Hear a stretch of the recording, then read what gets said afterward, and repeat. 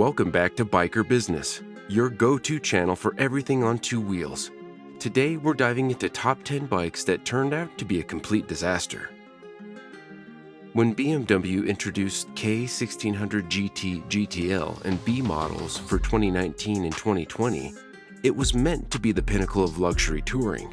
But then came the recall. A defect in the rear link strut caused by improper heat treatment led to risks of rear end collapse. Imagine riding your premium touring machine and suddenly feeling the rear portion drop dangerously close to the rear wheel.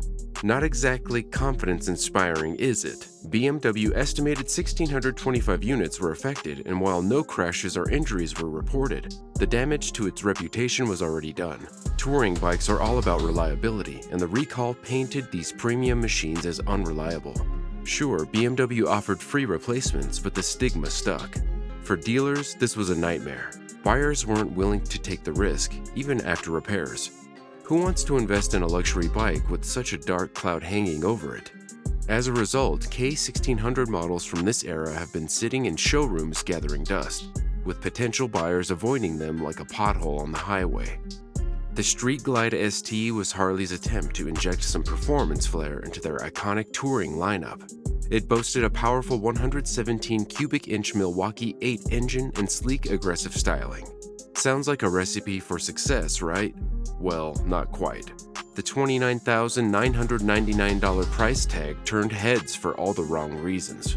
While Harley enthusiasts expect a premium price, even die-hard fans struggled to justify paying that much for a bike that, in essence, offered limited practicality compared to its siblings like the Road King or Electra Glide Standard.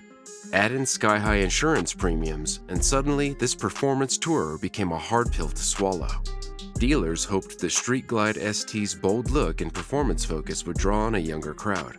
But with inflation squeezing wallets, the hefty price tag ended up scaring away both new riders and Harley loyalists. Now, these bikes are parked in showrooms like guests who overstayed their welcome. The Hayabusa is a legendary name in the motorcycle world, synonymous with raw speed and jaw-dropping power. But the third-generation Hayabusa, launched in 2021, became a victim of its own reputation. Sure, it had a host of updates, better brakes, refined suspension, and updated visuals, but the core identity of the bike didn't evolve much. Here's the problem. The Hayabusa is still at its core a straight-line speed machine in a market where versatility is becoming the name of the game.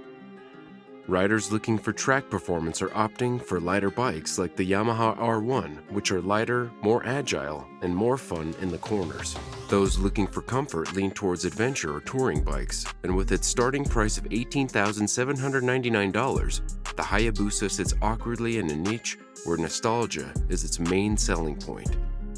Dealers are finding that unless a buyer has a poster of the first-gen Hayabusa on their wall, convincing them to spend big bucks on a bike with a dated chassis and narrow appeal is nearly impossible.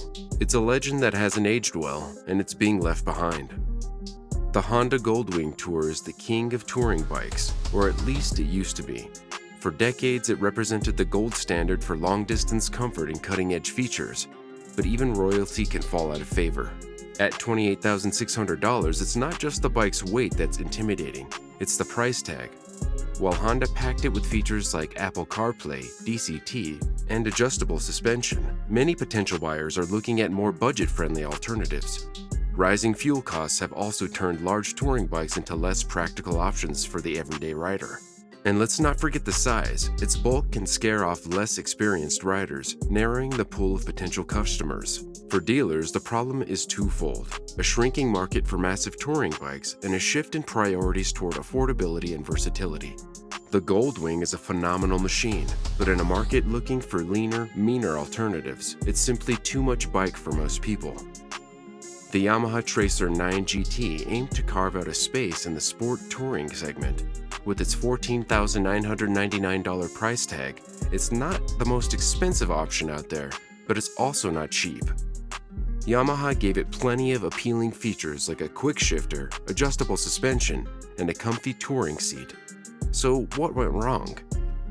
The Tracer 9 GT fell victim to its own lack of standout appeal. In a crowded sport touring market, bikes need to do something truly special to rise above the competition. And while the Tracer is a jack of all trades, it's also a master of none. Riders looking for adventure turn to bikes like the Suzuki V-Storm or Honda NC750X, which offer better off-road capability at lower price points. Those seeking luxury look to BMW or Ducati, leaving the Tracer 9 GT awkwardly sandwiched in the middle. The result? A market day supply of 260 days and over 1,200 units sitting unsold. For dealers, it's a lesson that in today's market, being good isn't good enough. Buyers want something extraordinary, and the Tracer 9 GT didn't quite deliver. Alright, let's dive into one of the heavyweights, literally the Triumph Rocket 3 GT. This bike is an absolute beast, packing a jaw-dropping 2500cc engine. That's right, it's the largest engine in any production motorcycle. This cruiser is all about delivering insane torque and being the king of the road. But here's the thing, it's not exactly flying off the showroom floors. With a price tag of $23,895, the Rocket 3 GT caters to a very niche audience. Sure, it has impressive power, but it's also huge and heavy.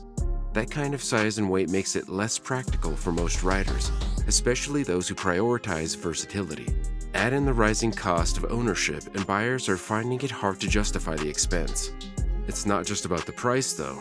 Many riders are leaning towards lighter cruisers that are easier to handle and offer more practicality for everyday use.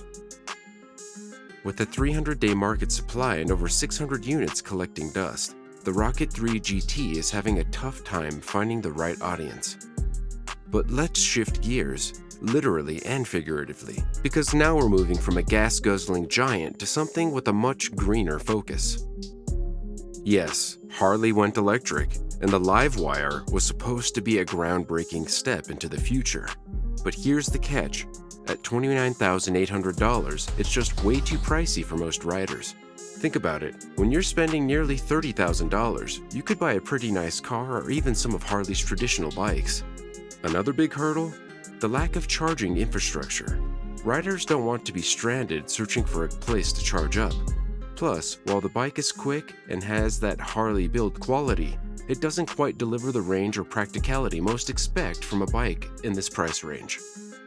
The Livewire was supposed to attract a new generation of riders, tech-savvy, eco-conscious millennials, but ironically, it's mostly been seasoned Harley enthusiasts buying it as a second or third bike. With a 1% share of Harley's overall sales and many units sitting unsold, the Livewire might be more about making a statement than selling bikes. Now, let's leave the electric future behind and step into the world of luxury touring with the next contender. For years, the BMW R1250RT has been the go-to choice for long-distance touring enthusiasts. It's packed with advanced features like a massive 10.25-inch TFT screen and adaptive cruise control. But all those premium features come at a cost, $24,895 to be exact. And let's not forget BMW's reputation for high maintenance costs. That's something buyers are definitely keeping in mind, especially when they're already shelling out big bucks just to own the bike. Plus, its size and weight make it a bit intimidating for newer riders or those who don't want to deal with a bulky machine. Right now, the R1250RT has a 280-day market supply with over 900 units sitting unsold. Even BMW's prestige isn't enough to offset the financial hurdles, and many riders are looking at more affordable touring options. But we're not done with touring bikes yet. Let's talk about another model in this category that's struggling to make an impact.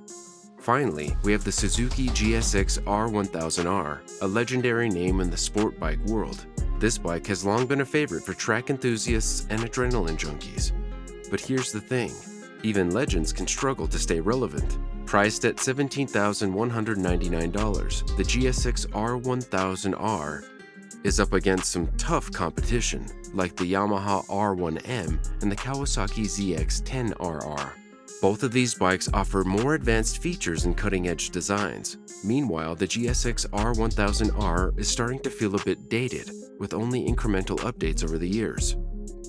Add in relatively high fuel consumption and a lack of innovation, and it's no surprise that this model has a 220-day market supply with over 900 units sitting unsold. Even die-hard Suzuki fans are thinking twice about upgrading, especially when there are so many other exciting options out there. The Ducati Street Fighter V4S promised to be a game changer with its jaw-dropping 200 horsepower engine and stunning Italian design.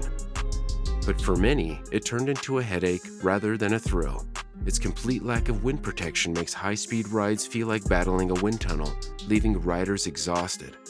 Those distinctive biplane wings? Well, they look cool. They channel air straight into your knees, adding to the discomfort on longer rides. The Quickshifter, though praised for its buttery smoothness, had its share of issues with false neutrals, frustrating riders who expected flawless performance. Ducati later addressed it, but the damage to its reputation was already done. And of course, Ducati's notorious maintenance costs can burn a hole in your wallet, with even small fixes requiring major dismantling.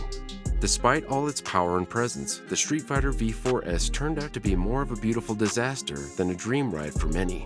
It's a bike that draws you in with promises of thrills but leaves you questioning if it's worth the hassle. And that wraps up the list of the top 10 bikes that turned out to be a complete disaster. Thanks for watching, and ride safe!